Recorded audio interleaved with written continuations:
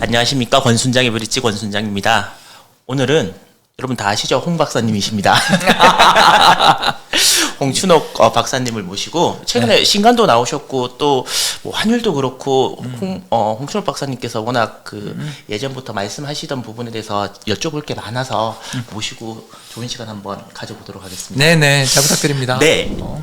부동산 얘기가 나왔으니까 그런데 뭐 둔촌 주공 살리기부터 시작해서 이제 나라에서 뭐 돈을 쉽게 말해서 돈을 대고 그렇게 해서 우리나라는 부동산 시장이 하락하는 부분을 두고 볼 수 없다라는 인식을 가지고 있다라는 얘기를 하시는 분들이 많으시거든요. 박사님 보시기에도 그런 뭐 의지 아니면 그런 식의 정책들을 지금도 펴고 앞으로도 계속 펼 거라고 생각하시는 건가요? 당연한 거 아니에요?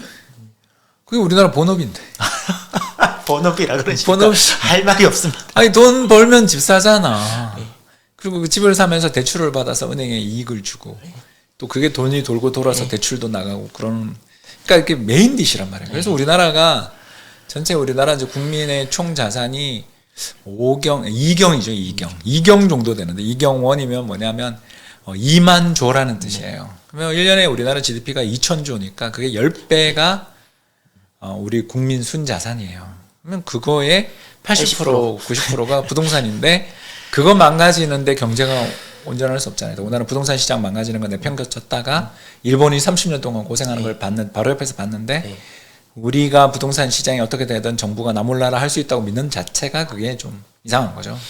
우리는 그냥 앞으로도 계속 부동산이 폭락하는 순간 망한다라는 걸 알고 있죠. 근데 이제 제가 여기서 그럼 부동산은 무조건 불패냐라고 이야기하시는 분이 있겠지만 그건 말이 안 되는 게 이 책의 3부에 또 나오는데 90년대에 잃어버린 10년은 일본이나 한국이나 똑같았고 실질적인 부동산 가격은 한국이 더 빠졌어요. 그러니까 명목 가격이 빠졌냐 안 빠졌냐에 사람들이 커미트먼트 된다고 그러는데 이게 뭐냐면 그것만 쳐다보는 거죠. 그러니까 내가 집을 샀을 때 내가 5억에 샀다 그러면 5억 밑으로 내려가면 굉장히 괴로운데 5억이 10억 됐다 9억 되고 8억 되는 건 참을만해. 그게 자기가 샀던 가격에 앵커링 되기 때문에 단내림 효과라고도 하는데요. 그 단내림 효과가 부동산 시장이 되게 크거든요. 그래서 명목 가격은 안 빠졌지만 그때 우리나라가 연 인플레이션이 10%씩 나던 나라니까 7에서 10%씩 물가가 계속 오르는데 집값이 1990년 12월인가 11월에 고점을 찍고 그게 2002년에 돼서 회복하거든요. 그 사이에 물가가 한 70% 올랐다면 반대로 이야기하려는 거는 집값은 거의 반토막 가까이 났다라는 건데 사람들이 버티거든요. 이자율 20%에서도 패닉이 안 벌어져요. 왜? 명목 가격이 안 빠져서 우리가 참은 건데 일본은 반대로 명목 가치가 빠지니까 난리가 난 거고요. 그래서 우리나라도 그런 비슷한 인플레보다 집값이 못 오르는 일. 그래서 사실상 명목 가격은 버틴 것처럼 착시를 일으키지만 실질 수익률이 10년씩 불황을 겪은 적은 여러 번 있기 때문에 무조건 집 한 채는 사야 된다. 집은 사면 손해 안 본다라는 건 전형적인 우리 금융시장의 참가자들이 이야기하는 착시, 인플레 착시에 빠진 거죠. 그러면 주식은 안 되고 부동산도 좀 위험하죠. 점점 위험해지고 있죠. 위험해 보이고 지금 버블이니까. 그러면 도대체 이 자산 투자 저희는 어차피 살아가야 되지 않습니까? 이 땅에 뭐 이민 가지 않고서는 또 이민 가봐도 이 나라보다 더 좋은 나라 찾기도 사실 쉽지 않고 일단 인종차별 문제를 극복해야 되니까. 그래서 여기서 살아가야 되는데 그러면 어떤 방법으로 투자하고 어떤 방법으로 미래를 꿈꿀 수 있을까요? 달러랑 엔에 분산 투자해야죠. 달러랑 엔에. 왜 그러냐면 우리는 캐시플로우가 원화로 나오잖아요. 먹고 산다라는 이야기가 바로 소득이 원화로 나온다라는 건데 그러면 원화의 가치가 폭락하는 시기에 우린 되게 힘들어지는 거잖아요. 그렇죠. 그때 또 인플레도 발생할 거고. 그러니 원화의 가치가 떨어질 때 가격이 상승하는 자산에 우리의 현금과 우리나라에 가지고 있는 자산은 전부 다 원화이니 우리가 어려워질 때 강세를 보이는 자산에 투자를 해야죠. 그게 엔이랑 금이랑 달러죠. 여기에 투자를 해야 되는 거죠. 그래서 우리가 실물 자산으로 한국에 집은 한 채 있어야 된다라는 생각을 하시는 분들은 또는 전세를 살고 계시는 분들은 어쩔 수 없이 원화 자산을 갖고 있을 수밖에 없죠. 근데 그 원화 자산을 가지고 있는 것만큼은 아니어도 최소한 일부 리스크를 해지할 정도는 달러, 엔, 금에 투자를 해야 되는 거죠. 그 얘기 그러면 엔은 지금 역사상 저인 가격. 달러는 우리나라 기준 뭐 1,100원 정도가 원래 기본이었는데 1,300원대 좀 내리면 사야 되고, 뭐 금도 2,000온스는 아니지만 1,900온스, 온즈당 1,900달러가 넘어가는, 다 비싸고 얘는 너무 싸고. 그러니까 지금은 우리나라 돈으로 그냥 우리나라 이렇게 들고 있는 게 더, 달러 사기에는 너무 애매하고, 일본 엔화는 왠지 더 떨어질 수도 있을 것 같고, 금값은 다 오른 것 같고 라는 생각을 기본적으로 가지고 있거든요. 그러면 어떻게, 그래도 해야 된다, 지금이라도, 지금부터. 그러니까 안 해도 되는데 네. 그건 뭐 어떻게 개인 마음이지. 근데 이제 저는 그러면 그게 본인은 못 하겠거든. 애들 계좌라도 해주라는 거죠. 왜 그러냐 하면, 제가 이런 말씀을 드리는 이유는, 당연히 우리는 현실을 살고 있고, 또 환율이 작년에 급등했다가 이제 고점에서 한 100원밖에 안 빠졌잖아요. 그래서 네. 앞으로 100원 더 빠질 거다. 예를 들어 네. 뭐 1180원 갈 거다. 기대하죠. 그래서 베팅 못하는 거 이해해요. 네. 그러나 장기간으로 시장을 바라볼 수 있는 자금들, 그 세 종류의 자금이 있죠. 그죠? 첫 번째가 애들 상속 자금. 여러분들 들어보셨을 거예요. 애들 계좌는 잘 되는데 내 계좌는 망했다, 이런 이야기 많이 하십니다. 저도 많이 합니다. 아, 그러면 안 돼요. 맨날 하는 얘기가 그렇습니다. 아, 갑자기 눈물이 앞을 가려서 얼굴이 지금 붉어졌고요. 예, 이게 현실이에요. 제 주변에도 그런 분이 되게 많은데, 그런 것처럼 잘 못 건드리면, 왜냐하면 증여를, 애들 증권계좌 만드는 게 되게 힘들거든요. 네. 가족관계 증명서도 떼서 가야 되고, 뭐 왔다 갔다 해야 됩니다. 자, 그런 과정을 거쳐서 힘들게 만들었기 때문에, 매매를 또 자주 하면 아빠의 그걸로 또 간주돼서 세금도 두둑이 맞을 수가 있기 때문에, 매매를 많아봐야 1년에 한두 번, 그냥 또 10년마다 2천만 원씩 증여해 줄 수 있으니까 그 소액이고 그냥 놔두게 돼요. 그러다 보니까 자연스럽게 그 계좌는 지가 알아서 굴러가거든요. 자기가 알아서 굴러가게 할 때 가장 좋은 상품이 뭐냐? 저는 SOFR이다. 소파라고 저희가 부르는데, 뭐 그냥 달러 MMF지 뭐. 그래서 달러의 이자도 받으면서 달러와 같이 가는 거죠. 자, 그러면 우리가 한번 지금 사서 애한테 2천만 원 증여를 해서 SOFR을 샀다. 그럼 10년 안에 한 번쯤은 또 나라가 뒤집어지지 않겠어요? 이게 투자가, 나라가 뒤집어질 때 나는 돈을 그때 내가 벌겠다. 돈을 벌어야죠. 이런 마음으로 투자를 해야 되는 거네요. 그렇죠. 우리나라는 그런 나라니까. 지금 지난 5년, 2018년부터 한번 생각해 봅시다. 2018년 마지막 해 크리스마스의 대폭락 기억나실 거고요. 종합주가지수 1800 깨지고 했던 거 2600이 1800 갔어요. 자, 그 다음 19년 좀 좋아지는 줄 알았는데 20년 무슨 일 있었죠? 코로나 팬데믹으로 1450. 자, 그러다가 또 3300 올라가니까 너무 좋았는데 2022년에 얼마 갔죠? 우리? 2100포인트. 자, 여러분, 이게 가만히 보시면 알겠지만 고점에서 30-40% 폭락은 2년에 한 번씩 있는 일이에요. 주기가 점점 더 짧아지는 것 같습니다. 그러니까 나라가 아까 이야기했잖아요. 주식시장이 개판으로 가고 있어. 계속 이야기를 하자면 그러니까 우리나라 경제는 좋아지지만 시장의 문화는 더 나쁜 방향으로 가는 거죠. 왜냐하면 대주주의 전횡, 슈킹이 너무너무 심해지고, 나라도 거기에 대해서 나몰라라 정도를 해준단 말이에요. 그렇게 되니 투자자들 입장에서는 시장이 상승세를 보일 때 그 테마, 모멘텀이 센 주식을 따라가서 나보다 더 바보가 비싼 값에 사줄 때 팔면 되는 거지 라는 그 모멘텀 전략을 추종하게 돼 있는 거죠. 네. 근데 이 모멘텀 전략이 시장에서 많은 승자를 낳기도 하지만, 당장 모멘텀 전략의 창시자인 제시 리먼무어가 자살로 끝낸 것처럼 리스크 관리 못하면 이 끝장이거든요. 그래서 그 리스크 관리라는 게 사실은 투자에서 제일 어려운 건데, 그걸 쉽게 생각하고 우리 개미 투자자들은 맨날 모멘텀 투자를 하는 거 아니에요.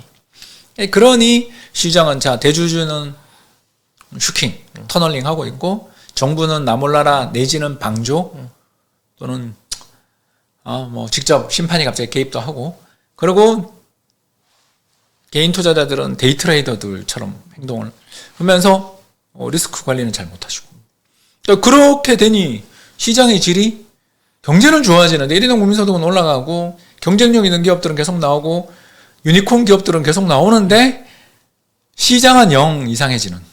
그러면 앞으로도 계속 그렇게 간다고 봐야 되는 거죠. 그러면 2년이 됐든 3년이 됐든 시장이 한번 또 뒤집어지는 게, 앞으로 10년 안에 다음번 2천만 원을 아이한테 증여하는 중에 한두 번은 온다고 보는 게 기본 아니에요? 그때 그동안 받았던 이자 5%씩, 매년 5%씩만 쌓아도 3년이면 15%, 복리니까 더 되겠네. 아무튼 그렇게 들고 있다가 3년 뒤에 뭐가 펑 터졌다.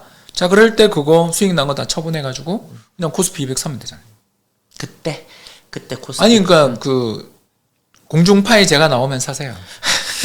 외환 시장이 뭐 망했고 우리나라가 외환위기 옵니까라고 할 때마다 꼭 공중파가 찾아오더라고요. 형 공중파 잘 출연 안 하는데 작은 회사 학고방 자산운용사 그 투자운용사 갖고 있기 때문에 공중파는 잘 안 부르잖아요. 뭐가 이렇게 번듯한 명함이 있어야 되는데 그런 저에게까지 명함이 그 이제 인터뷰하고 출연해 달라고 간곡하게 부탁할 때는 대부분 외환위기네, 나라가 망하네, 퍼펙트 스톰이네 하는 3종 세트. 뭐 이상한 사람들이 와 나라 망했어요라고 막 외치는. 우리나라 드디어 외환위기예요라고 하는 이상한 사람들이 나올 때 그때 이제 저를 부르거든요. 그래서 방송에 9시 뉴스에 제가 나오거든. 달러를 파시면 돼요. 너무나 투자가 쉬워요. 그래서 달러를 팔아서 그걸 들고 집을 사든. 근데 이제 계좌에서 집 사기는 어려우니까 주식을 사는데 그 주식에서도 조건이 두 가지. 자, 코스피 200을 사든가. 는 뭐 다 아니까 통과. 근데 저는 코스피 200 지수도 이제는 저는 투자의 대상에서 배제해야 될 것 같다고 보는 쪽이니까 MSCI 코리아 지수. 자, 이제 그런 쪽으로 갑시다. 네. 자, 그리고 이제 두 번째 조건이 나와요. 바로 뭐냐 하면 외국인 지분율 30% 이상 되는 수출주를 사면 됩니다. 수출주. 내수주는요. 이번 농심 사태에서 본 것처럼 제가 농심 좀 있었거든요. 라면값 인하하라고 그러는데 그날 주가 어떻게 되는지 우리 다 봤잖아요. 그러니까 우리나라 내수주는요. 상장을 왜 시키는지 모르겠어요. 그렇게 정부가 다 개입할 거면 공기업해 그냥. 정부가 돈 주고 사면 되잖아. 왜 그걸 굳이 상장을 시켜서 우리를 이렇게 괴롭혀요? 저는 한전, 제가 그 얘기 하려고 KT. 했거든요. 한전에 제가 지금 물려 있는 사람의 입장에서 정말 확 와닿습니다. 아니 상장을 시켜놓고 그것도 국민주. 얼마 전에 오르기 전에 포스코 주가 한번 보신 적 있어요? 이거 미친단 말입니다. 포스코가 얼마 전에 자회사 대표가 몇 명인 줄 아세요? 200명이 넘었어요. 지금 100명. 많이 줄어서 100명인가요? 여러분, 포스코가 어떤 회사인지 한 번만 공부해 보십시오. 정말 못 사요. 이게 전리품이에요, 전리품. 여기까지만 하죠. 우리 넘어가고요. 네.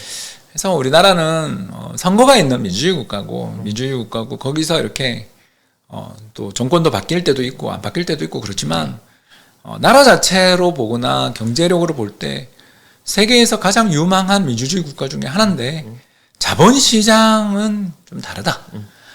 꼭 좀 공부 좀 하셨으면 좋겠고요. MSCI 200 그리고 아니요, MSCI 코리아. 코리아 참. 백종목. 백종목. 예, 제가 괜찮아요. 코스피 200이랑 괜찮아요. 헷갈려버렸습니다. 코스피 200이 이렇게 될 줄은 저도 몰랐어요. 그리고 우리나라 외국인 지분이 30% 이상 있는 수출주를 사주자. 그때 위기가 왔을 때. 그냥 삼성전자, 현대차, SK 하이닉스 뭐 있지 않습니까? HD 한국, 조선해양 뭐 쭉 그 리스트가 있어요. 한 20개 정도 있어요. 네, 그런 회사 사면 되죠. 일부에서는 한국 주식 시장은 뭐 이제 부동산 너무 비싸고 한국 주식 시장 아까 말씀하신 것처럼 개선의 여지가 안 보이니까 다 달러 자산으로 바꿔서 애플이나 뭐 테슬라나 이런 미국 주식 아니면 뭐 버크셔나 이런 거 그냥 사놓고 있는 게 훨씬 더 낫다. 그게 훨씬 더 쉬운 투자다라고 하는데 그 부분에서는 동의하시는 부분이 있으신가요? 아니요? 전혀. 전혀. 예, 그런 분들 덕분에 제가 또 먹고 사는 거예요. 여러분들, 그분들은요, 2000년대 미국 주식 투자 안 한 사람들입니다. 2000년 3월에 고점을 회복하는 게 2012년인가 그래요. 잃어버린 12년을 한번 견뎌봐야, 그리고 더 나가서, 버크셔 그러는데, 영감님 돌아가시고 나면 어떡할 건데요? 애플, 전체 매출의 30%가 중국인데, 중국인 만에 하나, 저는 뭐 중국은 뭐 이해할 수가 없으니까. 중국이 만에 하나. 중국을 굉장히 싫어하시더라고요. 아니, 그런데 중국 주식은 투자해요. 저는 전혀 그런 거랑 상관없는 사람입니다. 저는 싼 걸 좋아하고요. 역발상 투자자입니다. 저는 컨트레리안. 그러니까 달러를 보통 때 들고 있다가 나라 망한다 그럴 때 감사합니다 그러고 달러 다 팔고 한국 주식이나 아파트를 사는 사람이고요. 그리고 또 사놓고 있는데 환율이 또 떨어져서 1,100원 되고 주식시장이나 부동산 시장에 저는 인스타를 되게 좋아하는데 그 인스타를 왜 좋아하냐면 거기에 자기 계좌를 오픈하는 애들이 나올 때가 있어요. 그때가 달러 살 때입니다. 한국의 자산을 다 팔고 마지막 영원까지 다 팔고 달러를 그때 사야 되죠. 왜? 그런 이상한 애들까지 돈을 벌 때가 왔다라는 건 아니 자기 계좌를 왜 공개해? 이게 돈 있다 소문이 나는 순간 그렇게 주변에 어려운 사람이 넘쳐나잖아요. 이 경험을 안 해보신 분들은 잘 모르시는데 여러분 그렇게 편찮으신 분이 많고요. 난 잘 모르는데 나를 업어서 키웠다는 분들이 나타나고요. 사업에 정말 좋은 사업거리가 막 그렇게 나타나요. 여러분 우리나라는 사기의 민족이고요. 사기의 민족인데 거기서 자기가 부자라는 걸 오픈한다. 바보죠. 바보들이 돈을 벌었다. 버블이지. 운이지 이건. 그럴 때 인스타에 자기 계정을 오픈하면서 막 계좌가 얼마니 이런 소리가 나오거든. 하하 다 왔구나 달러를 사시고요. 네. 반대로 지금처럼 미국으로 다 가야 된다. 한국은 지옥이다. 맞지? 맞는데 여기는 돈 벌 수 있는 지옥인데 그렇게 배제할 필요가 없잖아요. 네. 보통 때 달러 들고 있다가 지금 같을 때 사야지. 무슨 왜 한국을 팔아? 한국 싸잖아요. 네. 중국 싸잖아요. 일본 싸잖아요. 그런 걸 사야지. 달러 팔아서 뭐 살 거예요? 달러 반대편에 있는 자산을 사야 되는데 달러 강세가 영원히 갈 것 같고 달러 자산은 또 주식시장이 영원히 갈 것처럼 느껴지는 때가 있어요. 네. 그런 때가 있는데 그때가 있기 때문에 시장이 저평가되는 거고 싼 주식들이 널려나는 거고 투자자들이 분석할 의미가 있는 거지. 네. 너무 한 방향 지난 최근에 몇 년의 경험만 가지고 간다 안 간다를 이야기하는 자체가 굉장히 위험한 거죠. 알겠습니다. 이 얘기 나온 김에 요즘 또 다른 자산으로 곽광을 인정을 하시는 분도 있고 또 안 하시는 분도 있는데 코인 자산에 대해서는 어떻게 생각하십니까? 그림이죠. 그냥 그림. 그림이죠. 예, 회화. 그러니까 대체 자산인데 이 대체 자산 중에서 위험성이 따르는 대체 자산의 대표가 그림이에요. 저도 이제 그림 투자를 좀 하는데 네. 그림을 좋아합니다. 일단 사무실에 그림 걸어두면 고객이 오셔서 좋아해요. 저는 해바라기 그림 이런 게 돈 들어온다 그래서. 해바라기도 좋지만 이제 제 의견은 네. 그림을 만약 투자하실 거라면 남성 호르몬 넘치는 그림을 사시는 게 좋습니다. 그러니까 디자인과 어떤 분위기, 카페 이런 걸 하실 생각이면 여성 호르몬이 넘치는 그림을 사시는 게 좋고요. 반대로 이 그림을 나중에라도 팔고 싶은 생각이 있다면, 매매의 생각이 있으시다면 남성 호르몬 넘치는 그림을 사시는 게 좋습니다. 왜 그러냐? 작가가 죽으면 그림값이 올라요. 됐죠? 남자가 일찍 죽고요. 특히 에너지가 넘치는 친구들이 카스티아 한번 이야기해봐요? 반 고흐 이야기 한번 해봐요? 여러분 느끼시죠? 그러니까 그런 어마어마한 에너지와 어마어마한 열정이 넘치는 사람들이 대부분 그 화려하고 짧은 인생을 살고 단명을 그리고 그런 단명을 한 사람들이 희소성을 주기 때문에 엄청난 가치에 팔리는 경우들을 우리가 종종 보게 되는 거고요. 모딜리아니도 그렇고 폐병 걸린 사람들 막 이런 사람들. 자, 왜 제가 이런 이야기를 지금 잠깐 했냐 하면 우리가 코인에 그렇게 좋아하는 이유가 뭘까요? 윤전기를 돌릴 수 없다 이거죠.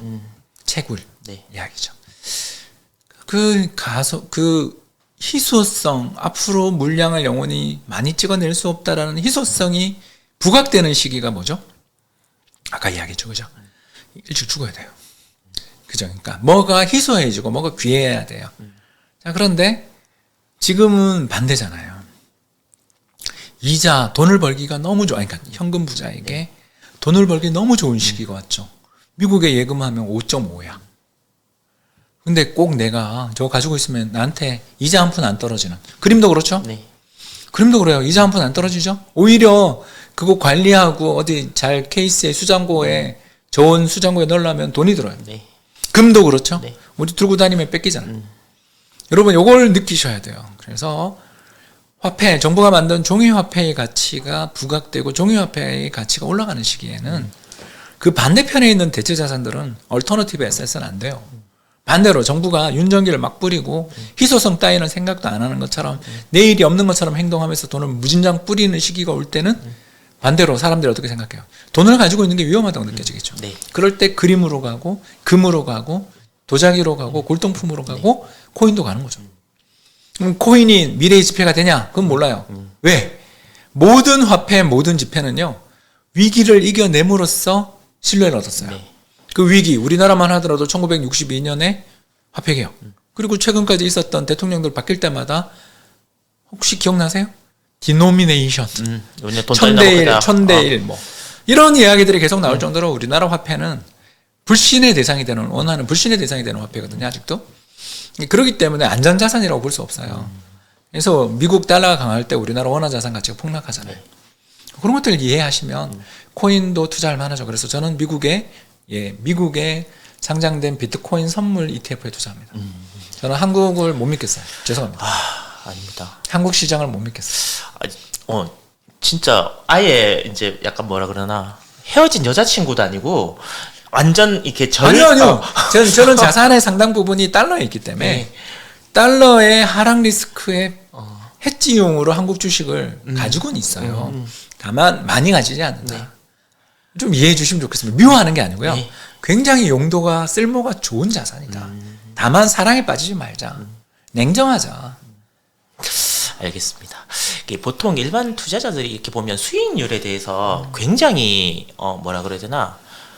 그러니까 6에서 8% 제가 이렇게 예전에 저도 어디에 누군가에게 일임을 해서 맡겨보려고 그러니까 보통 6에서 많이 하면 8% 정도의 수익률을 추구합니다. 이런 얘기를 하더라고요. 그 처음에 상담 받으러 나오면서 이게 저거 받으려고 좋은 자문사죠. 그 자문사. 그러니까 근데 저는 이제 초창기에는 이게 저거 전문가라는 사람이 1년에 6에서 8% 정도의 수익률을 추구해? 라고 생각을 하고 친구들이랑 이야기를 해보면 맞대요. 야 하루에도 몇 프로씩 뭐 15% 이렇게 움직이는데 그걸 1년 동안 전문가라는 사람한테 맡겨놓고 수수료줘야 될 이유가 있니? 이렇게 이제 얘기를 하시고 이걸 시청하시는 분들도 굉장히 그런 수익률이 하찮다 이렇게 생각을 하시는 분들이 진짜 의외로 많이 계시거든요. 이런 분들 대표님 어떻게 생각을 바꾸거나 해야 될까요? 뼈를 맞아야 바뀌지 뭐. 개인연금, 퇴직연금 수익률 얼마냐고 물어봐요. 한 2%? 뭐 1%? 예, 1% 거기다 수수료까지 하면 1%, 2%를 운용하는 죄송합니다. 우리나라의 금융기관들이 국민연금을 맨날 혼내죠. 욕하고. 못한다고. 네. 근데 지네는 1%, 2%예요. 그리고 수수료 땄대가.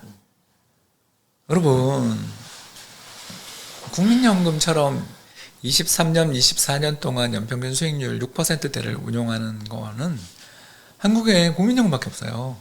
근데 죄다 그 국민연금 못한다고 욕하는데 정작 자기들 수익률을 가장 객관적으로 깔 수 있는 가장 객관적으로 통계를 잡아주는 게 개인연금, 퇴직연금 수익률이잖아요. 네. 보면 뭐 원금 보존형이든 뭐 DC든 상관없어. 전부 2%. 지난 10년 평균 수익률 2%. 그러면 거기다가 수수료 떼고 뭐 하면 뭐가 인플레이션이 같은 기간에 2%인데 20년 기준 우리나라 인플레가 3%인데 연평균. 거기다 넣어놓으면 자기 자산 깨먹고 있는 거예요.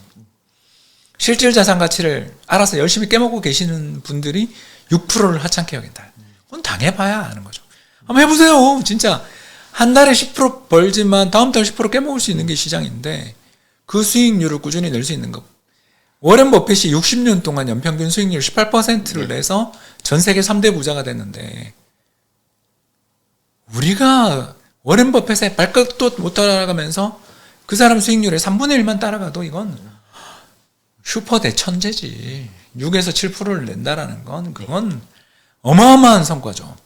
그런데도 불구하고 사람들은 하루에 10%, 30% 모멘텀을 찍었는데 아까도 늘 이야기했지만 모멘텀 투자 전략 자체가 나쁜 게 아니고 리스크 관리가 되느냐가 모멘텀 투자의 가장 중요한 관건인데 그걸 못 하시는 분들이 너무 많기 때문에 저는 제 책 돈의 역사에서 누누이 강조하는 게 시장 그렇게 쉽지 않고 우리 시장이 이 모양 이 꼴이 된 데는 이유가 있는데 갑자기 당신이 경험도 없는 남들보다 뛰어난 무기도 없는 무기가 3가지 저는 이렇게 생각해요. 정말 시장을 이길 수 있는 개인 투자자들의 무기는 3가지가 있어요. 첫 번째 세력이랑 친구 먹으면 돼요. 근데 이제 CFD 사태 같은 게 터지면 친구 먹은 사람 순서대로 가는 거고요. 자, 두 번째 대주주 일가부치가 되면 돼요.